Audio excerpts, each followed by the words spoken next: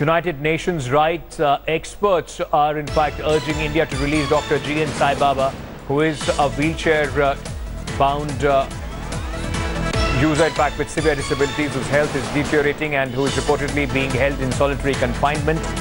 The experts said in a joint statement released in Geneva, and I quote, "We are concerned about reports that Dr. Saibaba is suffering from more than 15 different health problems, some of which have potentially fatal consequences," unquote.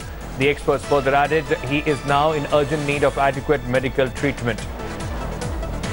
Polumi Saha is now joining me on the phone line for more on this story. Polumi, this is somebody who the government says is the fountainhead of the Naxal movement, is one of the urban Naxals as put by Arun Jaitley. Now, what is their response to the UN rights body?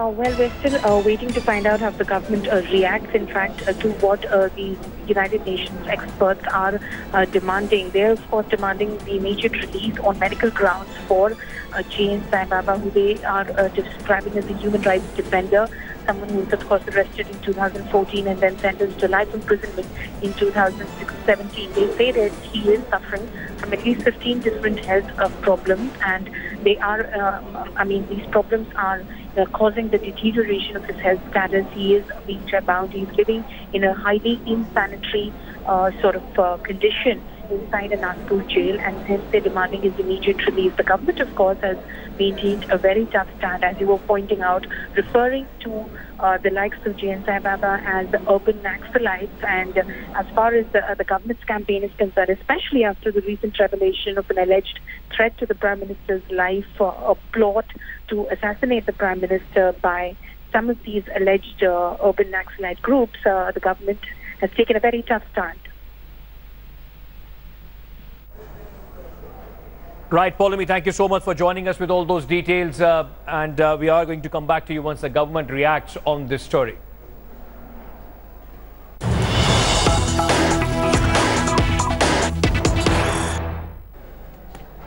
Well, after Triple Talaq, Centre is also in favour of abolishing practices like nikah halala and polygamy, government sources have told India today. Till now, Modi government hasn't filed any petition to counter the petitions which have challenged these practices. Nikah halala is an Islamic law that requires women to marry another man in order to return to her first husband.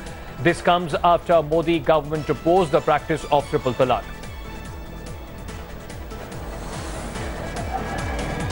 It will be interesting to see how the in fact Muslim bodies and the opposition reacts to this. There are many who said that the government's Triple Talaq decision is only an invasion as far as the Muslim Personal Law Board is concerned.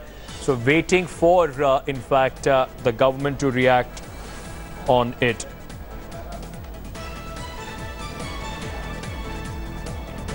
Polumi Saha joins me once again on the phone line for on this story as well. Polumi, the government is now preparing for, a law against nikah halala and other Islamic practices as well.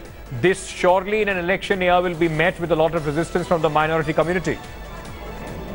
Well, Ankit, as far as preparing a specific law is concerned, we do not have confirmation on that. But what we can tell our viewers is that, in principle, the government is opposed to nikah halala and polygamy, as it has been, of course, vocal and opposing the practice of triple talaq. This is a position that the government has maintained in the Supreme Court. There are petitions, of course, challenging the practice of triple talaq. There are petitions where, of course, which basically defend the practice of triple talaq. We know the Supreme Court's views on triple talaq and the abolishment of the same as well. But there are additional petitions around nikah halala and polygamy, and the government has now confirmed that they are in principle opposed to the same as well. Whether they will in fact join this whole bunch of petitions challenging these subsequent practices, which are linked to the practice of triple talaq and to Sharia law, it remains to be seen.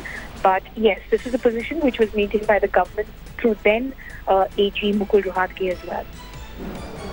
Thank you so much for joining us with all those details, Polumi. We'll come back to you for more. Thanks for watching the video. For more such news and updates, please like, share and subscribe to India Today. Also check out our other great videos from our channel. We know you would love to.